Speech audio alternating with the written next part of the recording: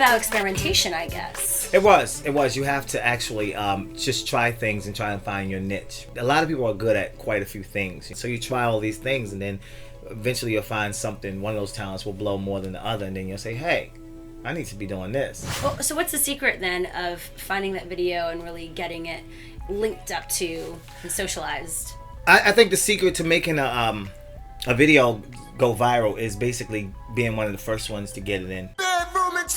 He's climbing in your windows and snatching your people up, trying to rape them, so y'all need to hide your kids, hide your wife, hide your kids, hide your wife, hide your kids, hide your wife. I'm surprised no YouTuber jumped on the guy with the golden voice. I was so shocked that no like, you know, partner was like, oh my god, because he had like 16 million views within like a couple of days, and I was like, no one's going to do a parody or a song of this. I was looking for the Gregory brothers to kind of like them too, to parody it, and I was like, they didn't parody it. What are you doing? You have to jump on ideas first, you know. And another thing is musicians, they have to jump on covers. If they're doing covers, you have to, if you know a new song is hot on the radio, make the video before the video comes out. People will go searching for the music video, and if it's not out yet, they'll find you. I don't really look to shoot a lot of viral videos. I just try to put out good quality, you know, songs and material and just have my viewers watch it, because in the long run, I just want to have a catalog of just like solid stuff. What is your process in terms of creating your videos? Well, with the challenges, I get like thousands of them. So I look through and I try to find something interesting that I haven't done already.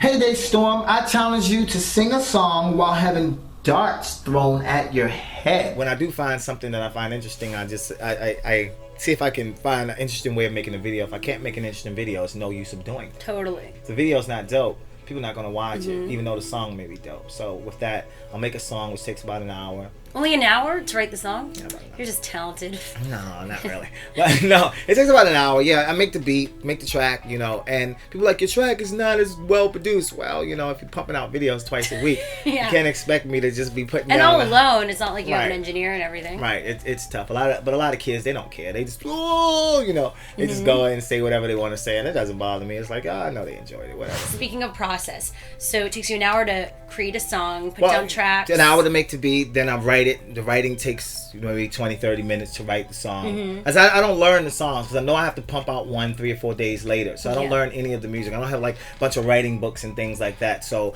that's why if you watch my videos, I cut 4 bars for 4 bars, and I'll rap and then you'll and then I'll cut it around, because I'm not going to sit and learn a song that I'm not going to know in 3 days, because I have to do something new. How do you manage all that work? Well, you know, you have to find a process that works, you know, so I do it as fast as possible. I know the tracks, I kind of have it in my mind. Only shoot clips that I'm going to use. Yeah, baby, my name is Hip Hop and I'm about to start. Take you from the Bronx straight to the park. So I'll shoot a clip, then I'll upload all the used clips. Like, for instance, this right here. All these are clips that I know I was going to use. So I just line them up and dump them in. So then I know the editing will fall right in line, you know. So the editing is what takes the longest time. So, I mean, there's some projects that could take 18 hours to edit. Wow. How did you learn how to edit? YouTube. Wait, YouTube? Oh, you were watching editorials and everything? Yeah, it's enough on you can learn any program on YouTube. There's people teaching. There's people who have channels that teach you how to edit. So I went and learned how to edit from YouTube. So I set like really, really impossible goals, but I just worked hard for those goals. I was, you know, spreading my videos, doing collaborations. And I think the collaborations really help when you work with other YouTubers and things, and that really helps. People approach me. I get like hundreds of YouTubers will say, I want to work with you, I want to work with you.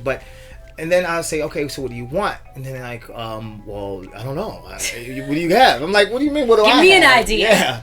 I would approach people. I remember I did something with Keep the Heat and for I Justine, and I was like, I Justine, here's your song. Come to my town and just say hi, Justine. Can't deny, Justine. You fly, Justine.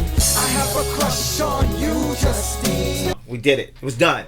The video, the audio, everything was done. So all you had to do was just either add your voice to it and upload it. It's nothing left for you to do. Same with Make Me Bad. I went out and I shot it, and I just took those chances. So when I was doing my collaborations for larger YouTubers, I would have this stuff done. You know, and then if they turn you down, it's like, okay, turn you down, but no one did. From that entire story, it just seems like there's so much hustle involved. You hustle. Yeah, you gotta hustle. You have to hustle. And a lot of people don't have their hustle. They just hit you on Twitter. Hey, can you tell me how to be a YouTuber? Or can you tell me how to do this? Like, no, I can't tell you. You know, you have to learn and just do it. Because then if you go through certain levels, then you know. But it seems like from your videos, I mean, you obviously have to have quality to them for people to respect and appreciate it, to want to link to it. You do have to have a certain amount of quality. And the length can't be too long on your main channel. You know, if you have a vlog channel, you could do a vlog for 30 minutes and things like that. But when people, you know, they're especially kids, their attention span is short. So you got to kind of get to the point. You know, I even shorten my intros. I'm like, what's up, world of video? You know, I can't even do it anymore. I got to jump straight into the video. You got to have stuff jumping around, like numbers and letters and colors and stuff. Overstimulus. Just overstimulus. Or they'll be sitting there with their left hand on their cheek watching, you know. It's like, you don't want. It's all about what you do. You gotta know, you gotta kind of like feel what's hot and know when to drop your videos. There's